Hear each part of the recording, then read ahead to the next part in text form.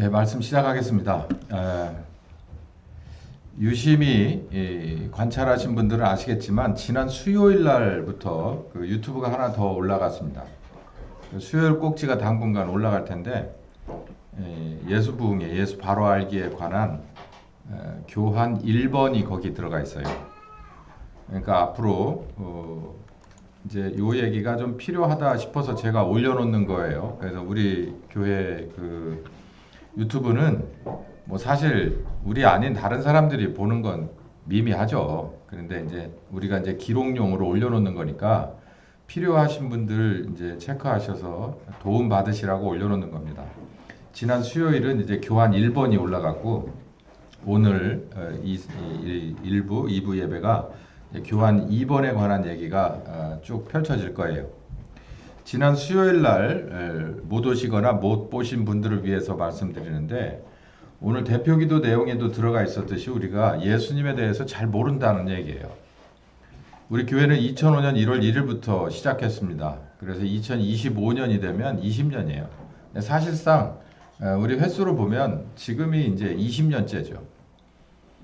내년 되면 21년이 되는데 20년이면 성년인데 우리들조차도 예수님에 대해서 잘 모른다. 왜 모르냐? 이제 오늘 그 얘기가 이제 펼쳐질 건데 아버지 뜻대로 안 됐기 때문에 그렇다.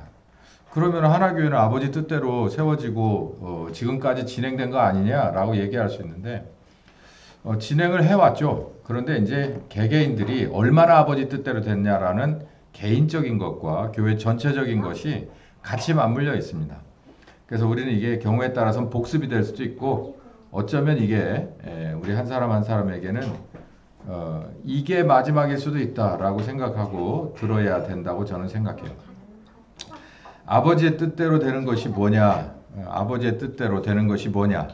아버지의 뜻대로 되는 것이 뭐냐 하나야. 응? 아버지의 뜻대로. 아버지의 뜻대로 되는 것이 뭘까요? 아버지의 뜻이라고 해놓고 엄청나게 이상한 소리들을 많이 하는데 성경 66권 전체를 보면 아버지의 뜻은 딱 하나예요. 죄인을 구원하는 거예요. 네, 죄인을 구원하는 거. 그 이상도 그 이하도 없어요. 예수님을 보냈어요. 뭐 때문에? 죄인을 구원하려고. 또 성령님을 보냈어요. 뭐 때문에? 죄인을 구원하려고. 그리고 이 세상을 끝내실 겁니다. 뭐 하려고? 구원의 사역을 마무리 지려고요. 딴 거 필요 없어요. 아버지의 뜻은요. 죄인을 구원하는 일입니다. 너에게 소원이 뭐냐고 물어보면 3번을 물어봐도 대안의 독립이라고 답한 사람이 있다는데 예수님은 다 필요 없어요. 다 필요 없고 나는 죄인을 구원하는 거다.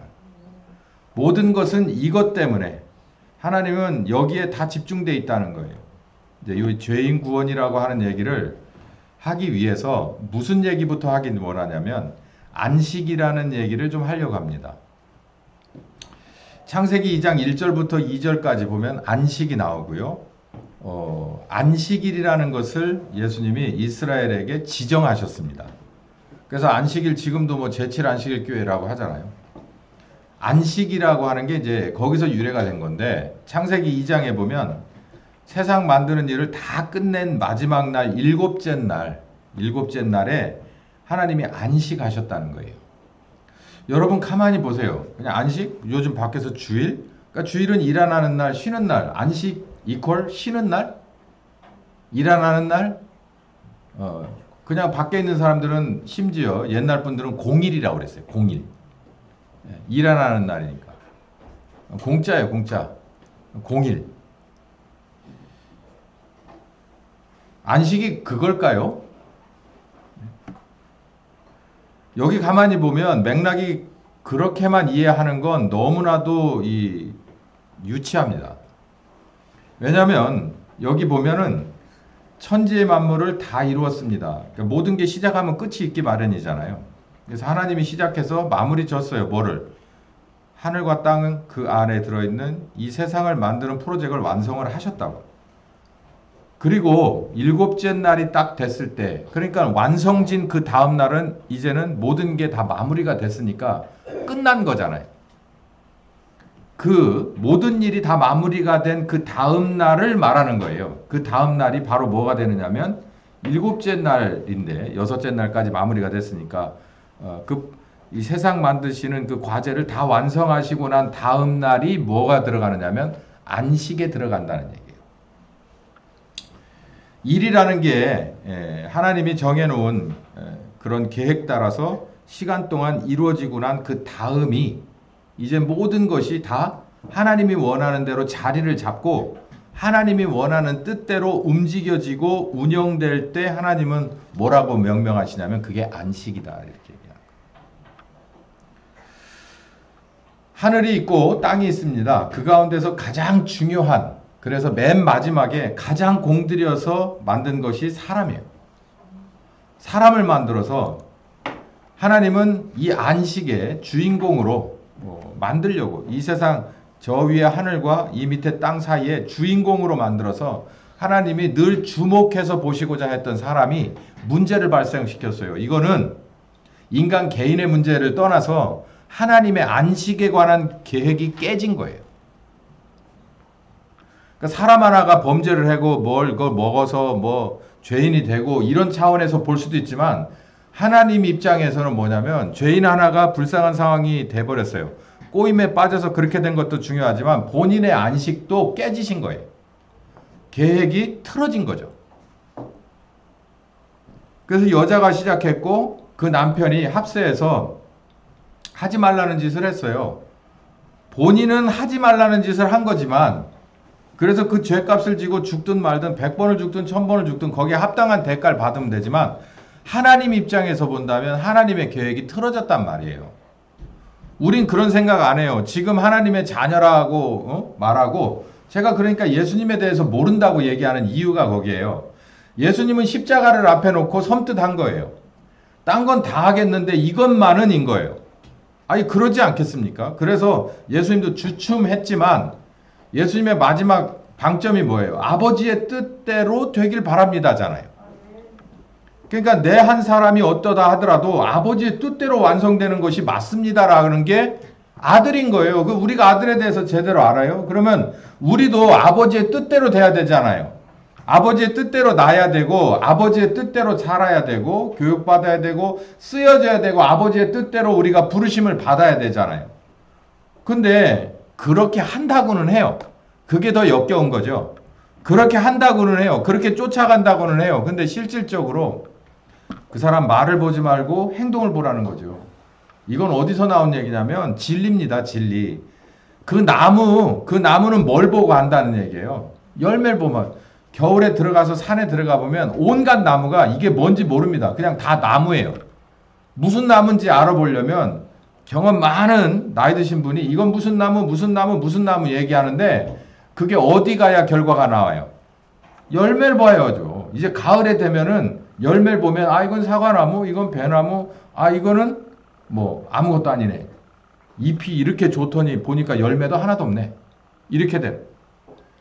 우리들이 하나님의 자녀라고 얘기하고 우리들이 직함을 가지고 있고 얼마나 교회에서 뭘 어떻게 했다고 그게 마태복음 7장 21절이에요. 그런데 열매가 없다고 그러면 하나님은 뭘 보고 판단하냐면 열매를 보고 판단한다는 거예요. 이거 아무것도 아니네.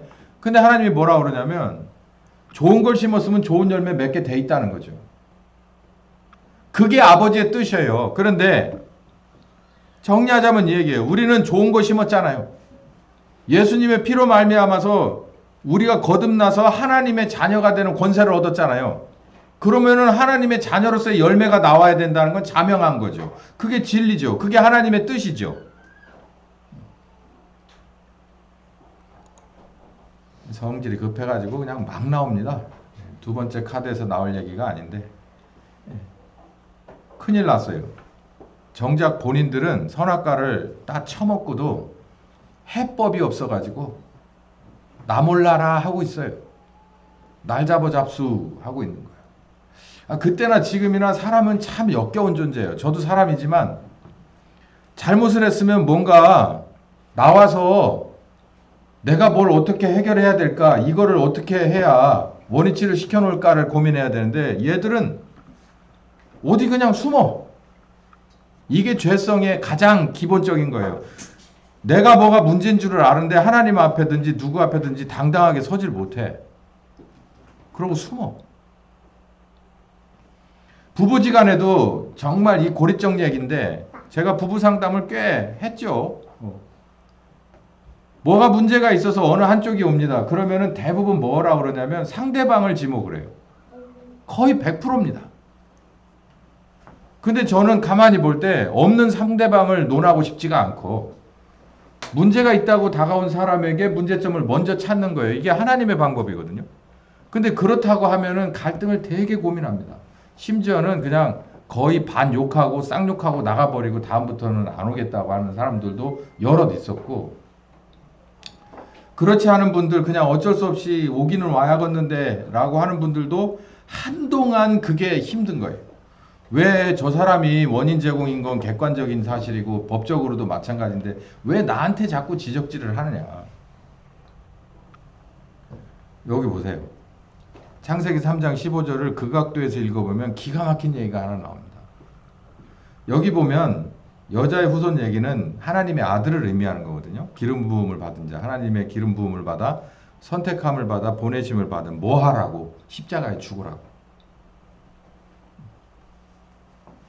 그분에 관한 얘기가 이렇게 상형문자처럼 돼서 나오거든요, 여기. 근데 여기에 잘못한 아담과 하와에 대한 얘기는 없습니다. 참 재밌는 게 지금도 문제는 사람이 만들고 해결은 누가 하시냐면 하나님이에요.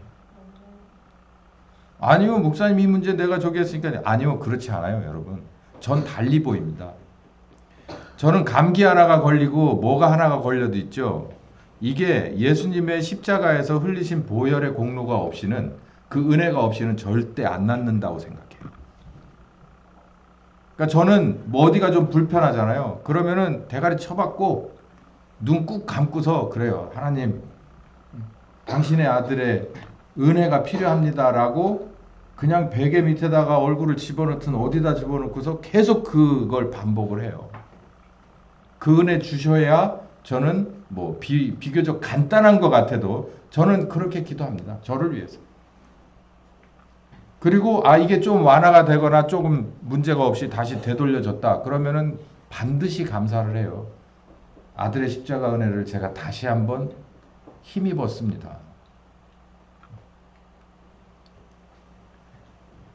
여기 있는 아담과 하와는 전혀 개입이 안 돼요. 하나님의 아들이 개입이 됩니다. 여기에 예정이 돼요.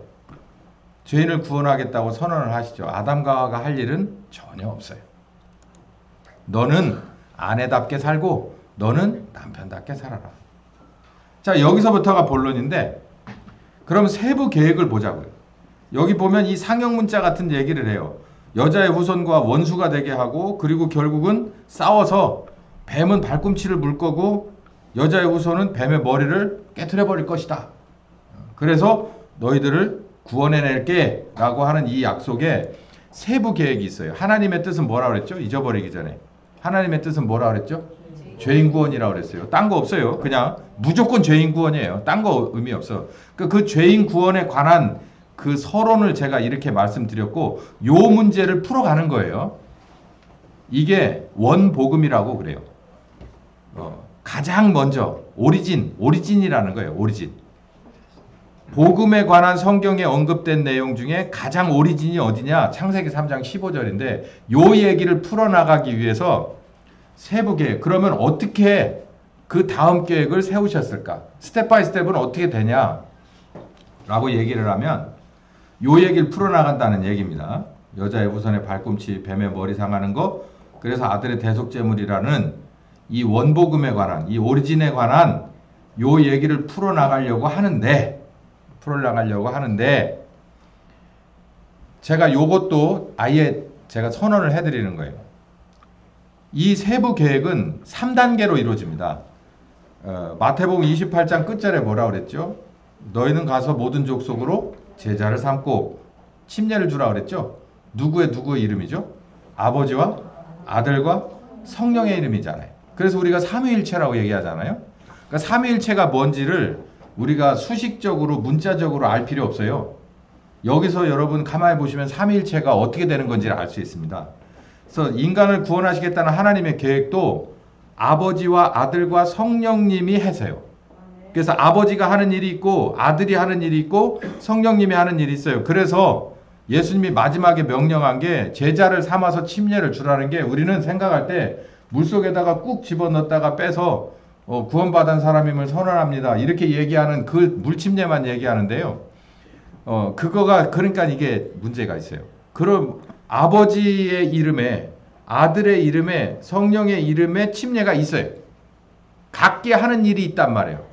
침례는 다른 말로 물속에 들어갔다 나오는 것이 아니라 죽었다가 다시 사는 거예요. 새 창조를 말하는 거예요. 침례는 새롭게 창조. 필요 없는 것이 죽고 죽어야 할 것이 죽고 새로운 것이 태어나는 것이 침례인데 그게 아버지 하나님이 하는 일이 있고 아들이 하는 일이 있고 성령 하나님이 하는 일이 따로 있다라는 얘기예요. 그래서 세부 계획은 세 분이 등장하는데 아버지와 아들과 성령께서 하신다. 요거가 제가 미리 여러분께 말씀드리는 뼈대입니다. 그래서 세부 계획은 아버지, 아들, 성령님 3단계로 이루어지는데 그 얘기에 들어가기 전에 한 가지 더 중요한 얘기가 창세기 2장 22절에서 24절까지 제가 지난주인가요? 제가 설교를 했죠. 베드로의 첫 번 설교. 이게 굉장히 중요한 건 이게 베드로의 얘기가 아니라 이제 오순절 성령님으로서의 첫 번째 선언이에요. 그러니까 기조연설이죠. 기조연설. 이제 머지않아서 뭐 국회의원들 뭐 이렇게 원구성이 되면 당대표들이 나와가지고 기조연설을 하잖아요. 이번 몇 저기는 이 국회는 어떤 식으로 운영할 겁니다. 우리 당은 이렇게 할 겁니다. 뭐 이런 얘기를 하잖아요. 그것처럼 성령께서 오순절 성령께서 뭐하러 아들을 드러내러 오시는 오순절 성령께서 첫 번 기조연설을 한 게 베드로의 설교니까 이게 굉장히 중요하단 말이에요.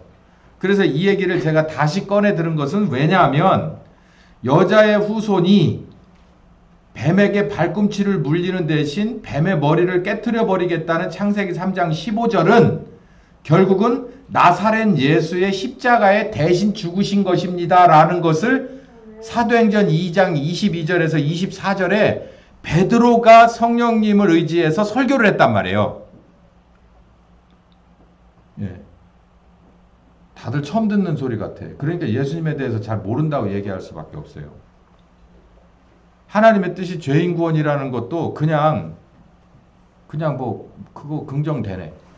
그럼 어떻게 구원하시는데 그래서 하나씩 세부적으로 들어가다 보니까 예수님의 십자가의 위치가 어디냐라고 하는 것을 우리 잘 몰라요. 창세기 3장 15절에 있는 이 예언이 여기 실현됐습니다. 라고 지금 베드로가 성령님을 의지해서 첫 번 설교에서 선언하고 있는 거예요. 여기 보세요.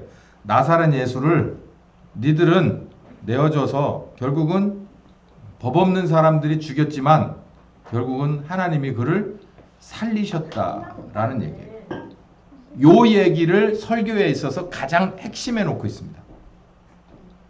그러니까 창세기 3장 15절은 나사렛 예수에 의해서 십자가에 죽고 부활하심에 의해서 성취되었다라는 얘기죠.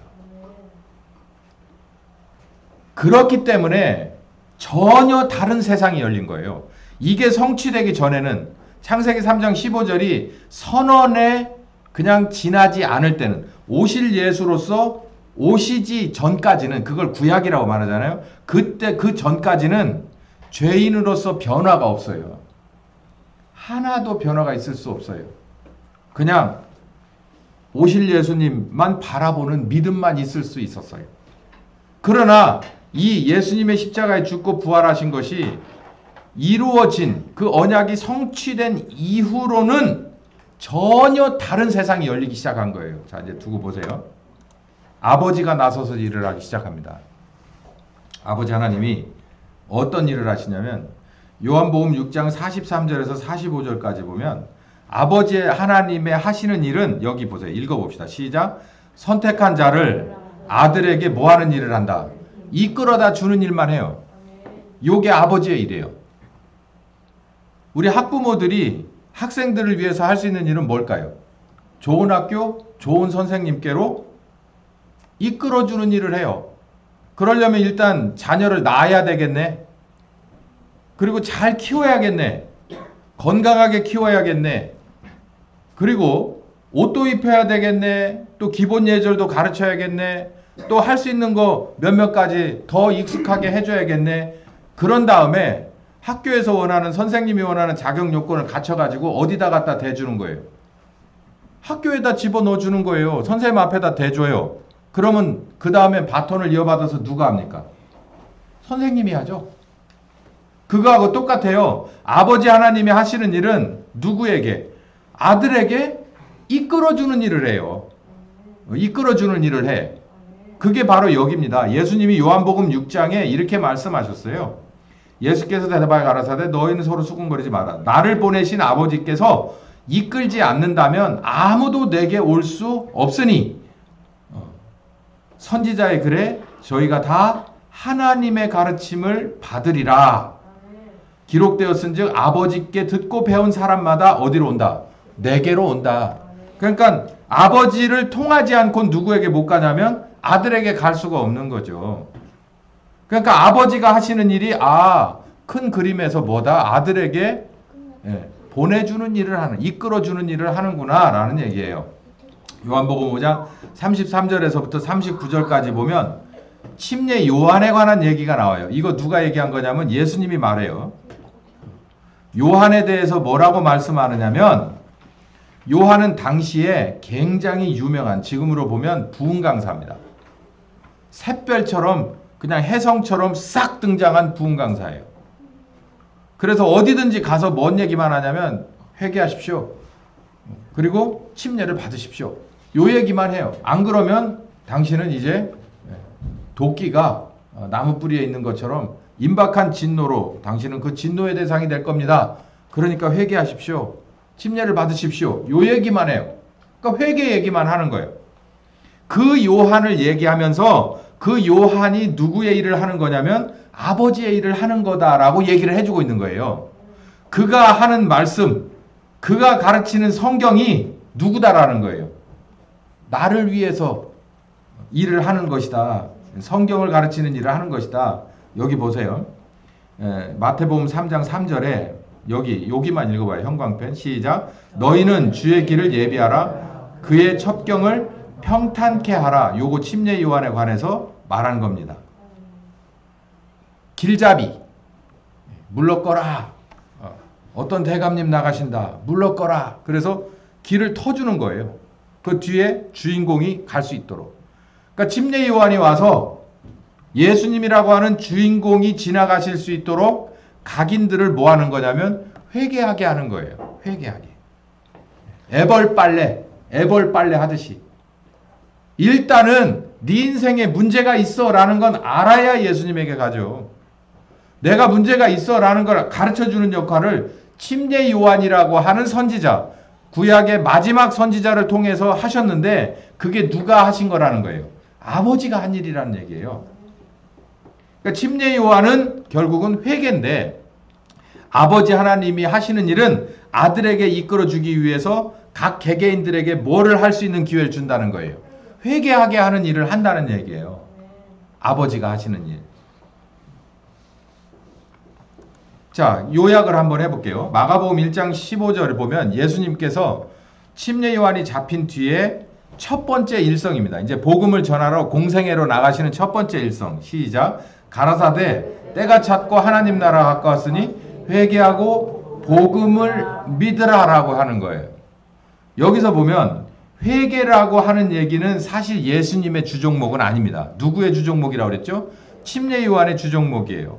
그 다음에 뭐냐면 복음을 믿어라라고 하는 건 예수님의 주종목이에요. 그래서 여기 보면 요한이 이제 더 이상 회개에 관한 얘기를 할 수 없게 되자 예수님께서 이제는 이때가 나의 시작이구나 라고 생각하고 갈릴리에서부터 요 얘기를 하기 시작했어요. 때가 찼고 하나님 나라가 가까웠으니, 여기서 하나님 나라는 침례 요한이 아니죠. 누구죠? 예수님 자신이잖아요. 이제 예수님이 드러날 때가 됐으니 너희는 회개하고 그리고 복음을 믿어라. 요 얘기가 시작되는 거예요. 그러면 뭐가 되느냐? 회개하고 복음을 믿으면 거듭나게 됩니다. 요한복음 3장에 보면 거듭남이라는 얘기가 나오는데요. 오늘 여러분 오늘 설교에 있어서 제가 이렇게 부제목이 있다면 거듭남의 종류, 그러니까 두 가지 거듭남에 대해서요. 요한복음 3장 3절에 거듭남이 있고 3장 6절에 거듭남이 있습니다. 여기 3장 3절밖에는 안 나왔는데요. 3장 6절이 여기 어디 있을 텐데 한번 먼저 볼게요.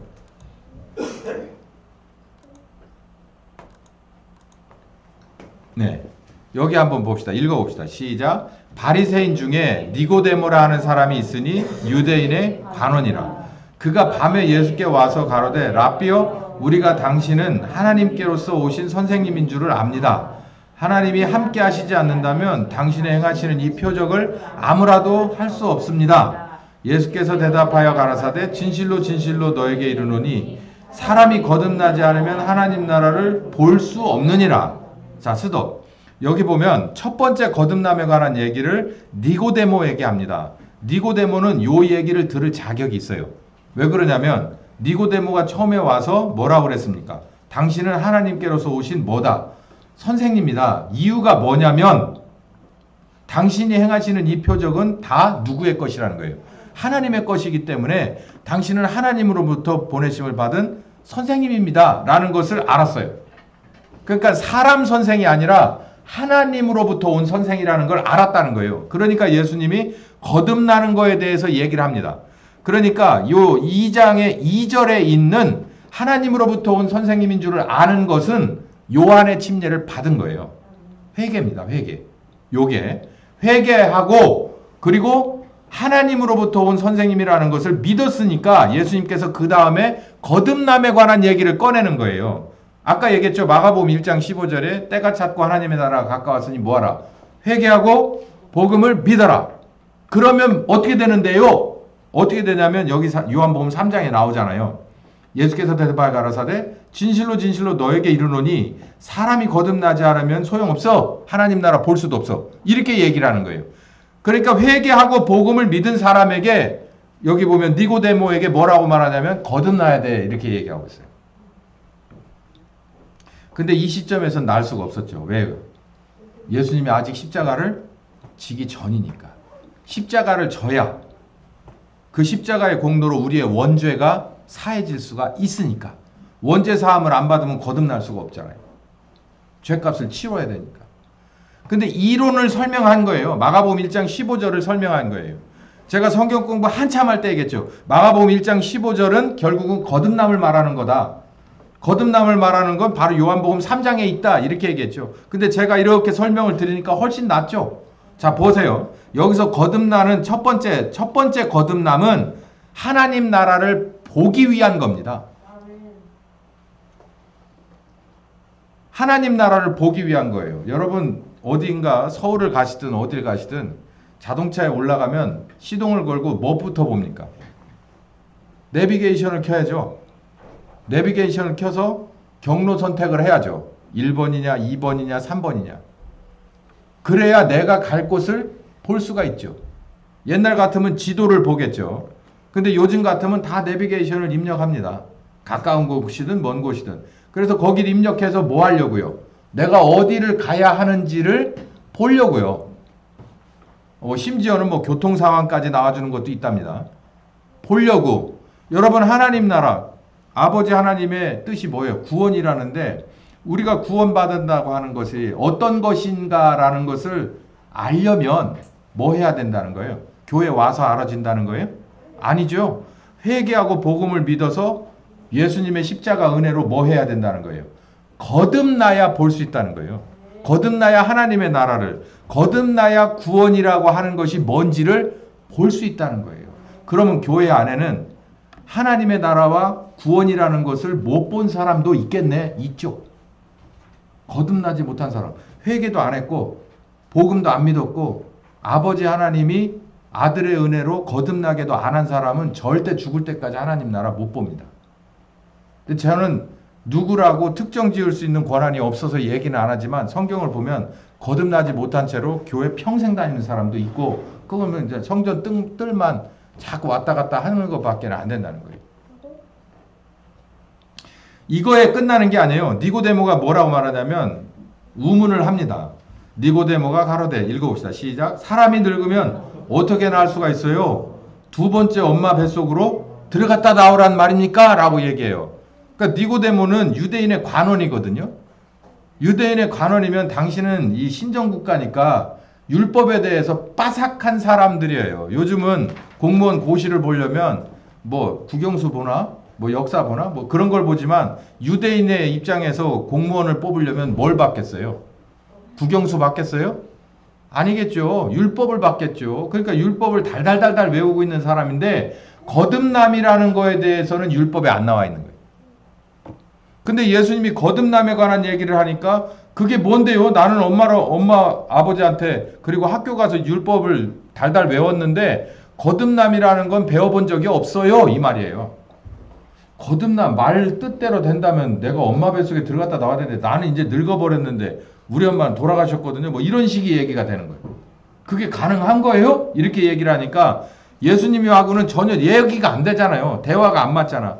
그러니까 그 유명한 5절이 나옵니다. 시작. 예수께서 대답하시되 진실로 진실로 너에게 이르노니 사람이 물과 성령으로 나지 않으면 하나님 나라에 들어갈 수 없다. 요거 보세요. 볼 수 없다. 들어갈 수 없다. 이렇게 특정되어 있어요. 보는 건 들어가는 게 아니죠. 멀리서 보는 거예요. 멀리서 보는 거듭남이 있어요. 첫 번째 거듭남이 있고 두 번째 거듭남은 보는 것뿐만 아니라 뭐 해야 된다는 거예요. 들어가야 된다는 거예요. 그러면 하나님 아버지의 뜻은 천국을 저 먼 데서 보는 걸로 만족해라. 보는 걸로 만족하다가 죽은 사람이 하나 있어요. 그게 누구게요? 모세죠. 모세. 모세가 느보산에서 아버지 하나님이 딱 잘라 말했어요. 넌 절대 못 들어간다고 했지. 여기서 그냥 보는 걸로 만족해. 그러니까 보는 걸로 만족하고 그냥 그 명령을 따르다 거기서 언제 죽었는지 어디서 죽었는지 모르게 어느 골짜기 사이에서 죽은 모세가 있어요. 기업으로 얻지 못한 거죠. 가나안을 기업으로 얻어야 되는데 기업으로 얻지 못하고 거기까지 가서 요단의 목전에 가서 거기서 그냥 쳐다만 보고 죽은 거예요. 근데 여기 보면 아버지 하나님이 우리를 하나님 나라를 쳐다보다 죽어라 라고 예수님을 십자가에 못 박은 건 아니죠. 계획을 그렇게 세운 분이 아니잖아요. 우리를 뭐 하려고? 여기 보니까 하나님 나라를 들어가게끔 하려고 하는 거예요. 들어가게끔 뿐만 아니라 요한복음 14장에 보면 처소를 예비하러 간다고 그랬어요. 너희들이 있을 만한 곳을 내가 마련하러 간다. 그러니까 걱정하지 마라. 이거 다 만들어지면 하나님 나라에서 너희가 있을 곳을 다 만들면 뭐 한다는 거예요. 반드시 와서 내가 너희들을 데려갈 거라는 거예요. 집을 걱정하실 필요가 없습니다. 하나님 나라 가면은 여러분 앞으로 집이 다 있어요. 예, 그러니까 뭐 집 걱정을 하는, 집 없이 사는 건 여기서 끝이고 저기 가면 하나님이 우리에게 주실 집이 있다는 거예요. 뭐 어떤 집이든 상관없습니다. 스타일이든 평수든 아무 상관없이 하나님이 너를 향한 제일 좋은 집이다. 그러면 이게 제일 좋은 집이에요. 그 집이 있다는 거예요. 어느 단어로만 보더라도. 제가 말씀드리는 건 거듭남이 두 가지인데 하나는 하나님 나라를 보기 위한, 비전을 보기 위한, 그리고 하나는 들어가기 위한 것이 있다는 거예요. 그러면 이 첫 번째 거듭남이 있어야 두 번째 거 있지, 첫 번째 것도 없이 두 번째 거를 쑥 넘어가는 일은 없습니다. 그러니까 이 첫 번째 것이 거듭나는 일이 무엇을 요구하는 거냐면 제가 여기 말씀드렸듯이 거듭남 1번 하나님 나라를 바라보는 것은 무엇으로 만족하는 거예요? 요한이 정한 회개. 이 회개가 요한이 말하고 있는 이 회개가 곧 어디로 이끌어 가느냐면 우리를 하나님 나라를 볼 수 있는 거듭남 1번으로 끌어가는 거예요. 그래서 여기 나오듯이 예수님이 그랬어요. 회개하고 복음을 믿으면 너희는 구원받는다. 거듭난다라는 얘기예요. 거듭나. 다시 말씀드릴게요. 회개는 누가 하는 거라고 그랬죠? 회개는 누가 주는 거예요? 회개를 누가 하게 했다고 그랬죠? 침례 요한을 통해서 아버지 하나님이 하게 한 거라고 그랬죠. 그러니까 회개는 내가 하고 싶다고 해서 되는 겁니까? 아닙니까? 아니에요. 그 제가 교회를 하도 오래 다니다 보니까 별 유형의 목사, 전도사들을 다 겪어보고 반사를 경험했어요. 제가 어렸을 때 한 번은 이만한 요즘으로 말하면 A4 용지, 옛날 말로 백로지 갖다 놓고 자기가 잘못한 걸 적어보래.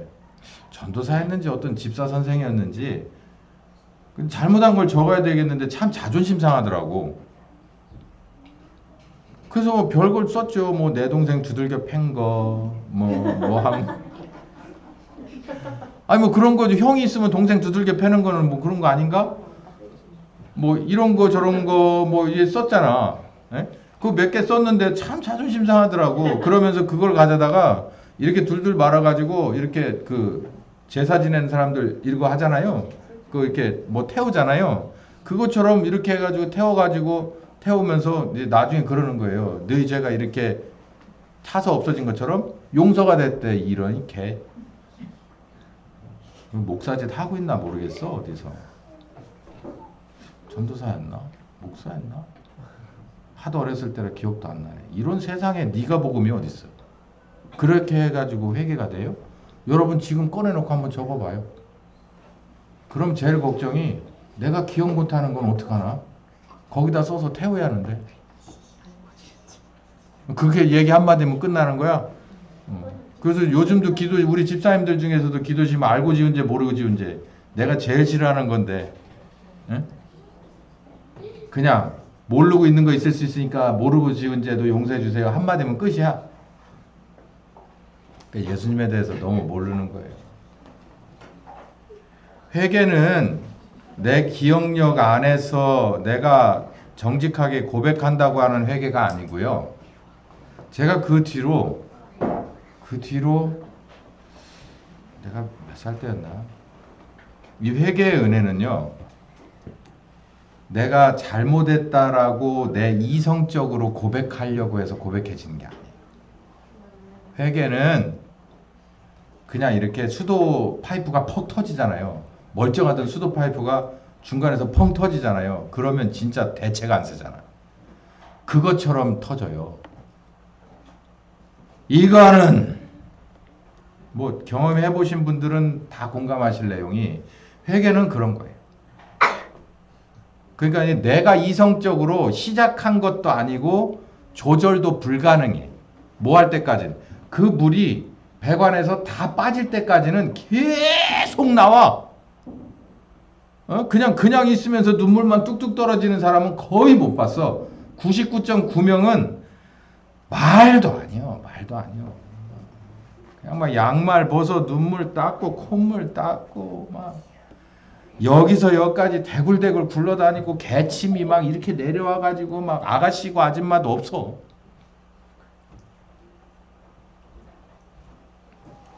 대한민국의 교회는 이걸 압니다. 전 세계에서 이걸 아는 교회가 별로 없거든요. 회개를 아는 교회가. 근데 대한민국의 교회는 어느 교회든지 그런 분들이 최소한 한 명 이상씩은 있어요. 그걸 경험한 사람들. 최소한 한 명. 그것도 없는 교회는 아예 그건 의미가 없어요.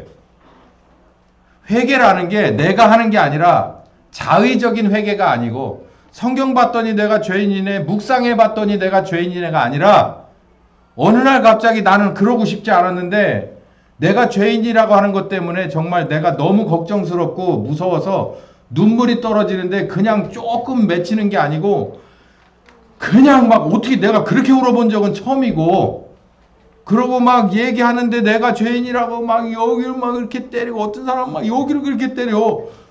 뭐 다칠 것 같아. 그래서 막 붙잡아 놔요. 그러면은 붙잡으면 좀 저기 하다가 또 여길 막 이렇게 때리고 막 여길 때리고 막 여기 때리고 막 그래요. 다는 아니지만 그런 경우가 비일비재하고 그러다가 대부분의 경우가 입이 확 돌아가 가지고서 막 이래. 니들도 웃지 말어. 나도 니네처럼 웃다가 그렇게 됐어.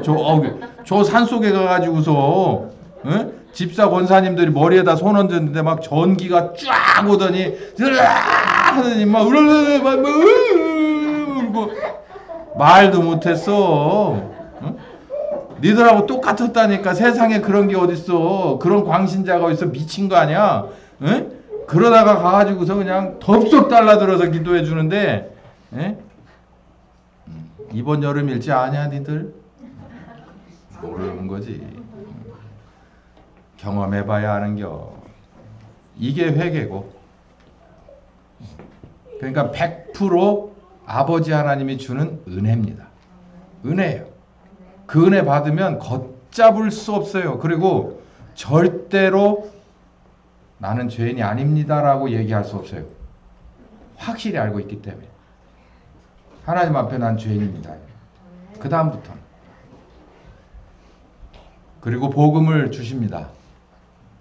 너의 살 길이 바로 나사렛 예수의 십자가의 대신 죽음이다. 그러면은 그냥 그걸 붙들고 이제부터는 고마워서 눈물이 막 나요. 진정이 좀 되는데 막 고마워서 막 눈물이 또 막 더 나 더. 아, 예수님이 나를 위해서 죽었구나. 그러니까 막 두려워서 울다가 그 복음을 붙잡고 울어요. 예. 그러다가 이제 점점 안정이 돼요. 그러면서 어떤 사람은 막 비전을 보기도 합니다. 나를 막 하나님이 세계적인 부흥사로 쓰기로 하셨대. 막 이런 비전도 보고. 나는 막 저 아프리카 어디로 선교사로 보내시기로 했대. 막 그러고. 나는 뭘 위해서 어디로 보내시기로 했대. 나는 그래서 의사가 돼서 의료 선교 갈 거야. 막 이렇게 하기도 합니다. 비전을 보기도 합니다. 여기서 다 하나님이 하는 건데 회개의 은혜도 주시고 복음의 은혜도 주시고 그리고 비전도 보여주시고 필요에 따라서 은사도 주시는데 사람이 하는 건 딱 하나 있어요. 그게 뭘까요? 주신 은혜를 믿음으로 뭐 하면 되는 거예요? 붙잡으면 되는 거예요. 요게 요 부분에서 아버지가 하는 사역에서 사람이 하는 건 믿음으로 붙잡으면 되는 거예요. 근데 그것도 안 붙잡는 강심장을 본 적이 없어요. 죽을 죄인을 아들의 대속의 은혜를 준다는데 아 됐고요 이러는 분 한 번도 못 봤어요. 여기서 끝 하고 마는 분은 난 죄인인데요 이제 죄인이에요 그냥 그러고 끝나는 분은 없어. 다 아들의 십자가 은혜를 전부 꼭 붙들고 앉아서 더 봅니다. 조용히 소리 없이 나. 이게 아버지 하나님이 하시는 사역인데 대한민국의 교회는 아직도 이 흔적이 남아 있어요. 우리 어린 세대들은 모르는 게 확실하고요. 저 정도 나이는 이게 뭔지를 학창 시절에 대부분 경험을 했고, 그리고 그런 분들에 의해서 교회가 세워졌고 유지됐고, 그런 데에 있는 2세대, 3세대가 저희 같은 세대인데, 문제는 저희 이후로는 이런 일이 급속도로 없어졌어요. 제 경험으로. 아무튼 대한민국의 교회는 아직 아버지 하나님의 사역이 이렇게 구석구석 다 있습니다. 그래서 제가 이 얘기를 어디서 하면은 나이 드신 분들이 많은 교회일수록 나 때는이 계속 나와요. 나 때는. 그 아마 점심 식사 하실 때 되면은 나 때가 엄청나게 쏟아져 나올 거예요. 식탁마다 나 때는. 하나님 나라를 보여주기 위해서 거듭나게 합니다. 예? 그리고 사도행전 18장 24절에서 25절 보면 아볼로라고 하는 초대교회에서 뺄 수 없는 선생님이 하나 있어요. 유명한 스타 강사인데 이 사람이 뭔만 아는 사람이었냐면 성경을 엄청나게 배운 사람인데 뭐만 아냐면 요한의 침례. 요한의 침례는 뭐라 그랬죠? 회개죠. 회개만 아는 사람이었어요. 그런데 이 사람들을 브리스길라하고 아굴라가 데려다가 뭐를요? 하나님의 도를 자세히 풀어 가르쳐줬다는 건 뭘 가르쳐준 걸까요? 거듭남이죠.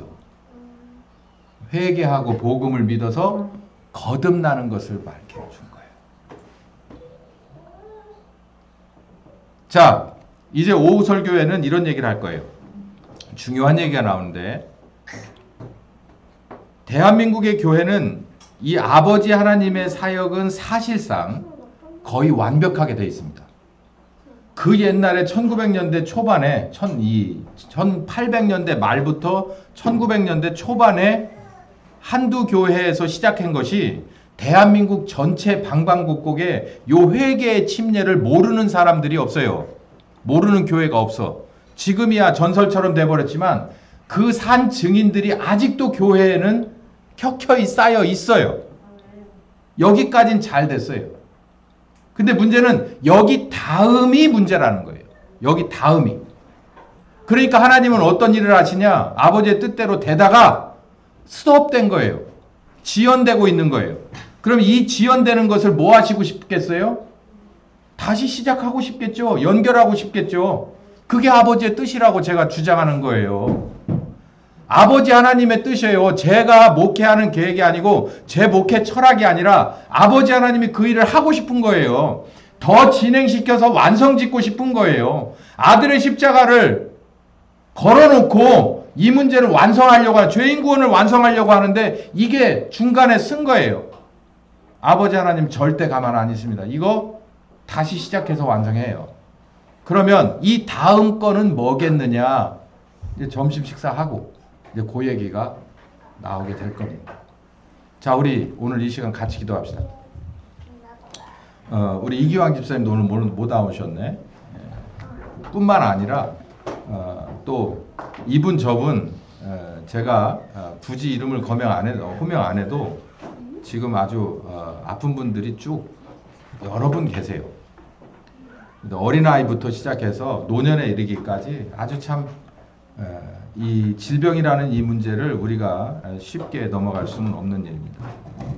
오늘 위해서 같이 기도할 텐데 어떻게 기도하냐면 아버지 하나님이 우리를 향한 죄인을 구원하시겠다는 계획이 이렇게 잘 진행되다가 이 대한민국에서 지연되고 있다는 것을 깨달았습니다. 하나님 절대 가만 안 있으시고 반드시 원점으로 돌려서 다시 시작해서 완성 지으실 것을 우리는 믿습니다. 세상은 잘 모릅니다. 어쩌면 다른 신자들도 이거 잘 모른지 모릅니다. 근데 우리가 먼저 이 말씀을 알았고 이 말씀에 귀한 사역자로 요청을 받았으니 이 말씀을 우리가 유심히 듣고 우리들의 마음속에 하나님의 심정을 같이 동감하게 된다면 우리도 이 말씀 붙잡고 예루살렘에서 땅끝까지 가는 초대교회 한 사람 한 사람들과 같은 그런 길을 걸어가겠습니다. 오늘 이 주신 말씀 붙들고 우리들의 지체 가운데서 병약한 자들을 위하여 기도합니다. 영적으로 바로잡아 주시고 마음도 바로잡아 주시고 몸도 회복시켜 주시옵소서.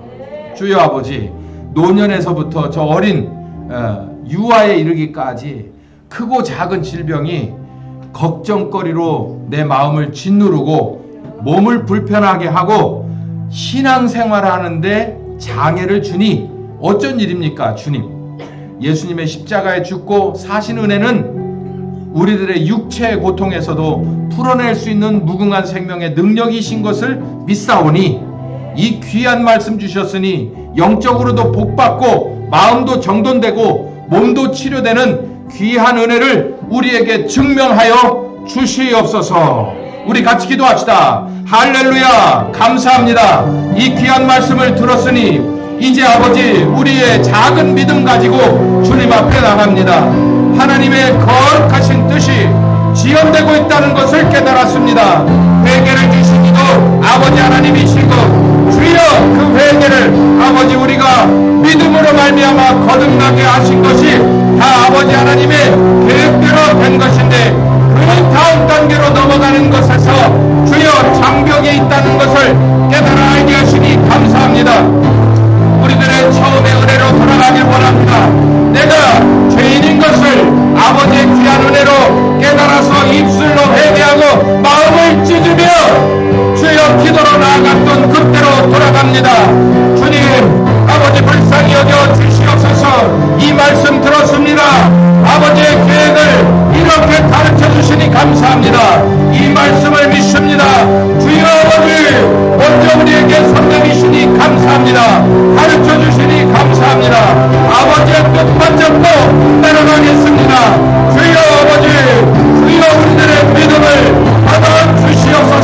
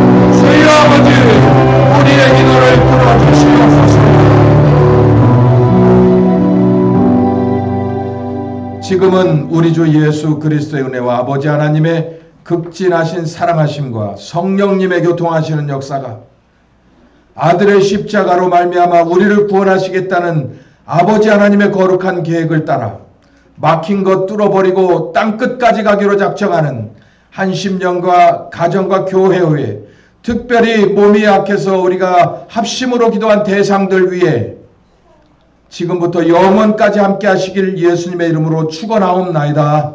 아멘.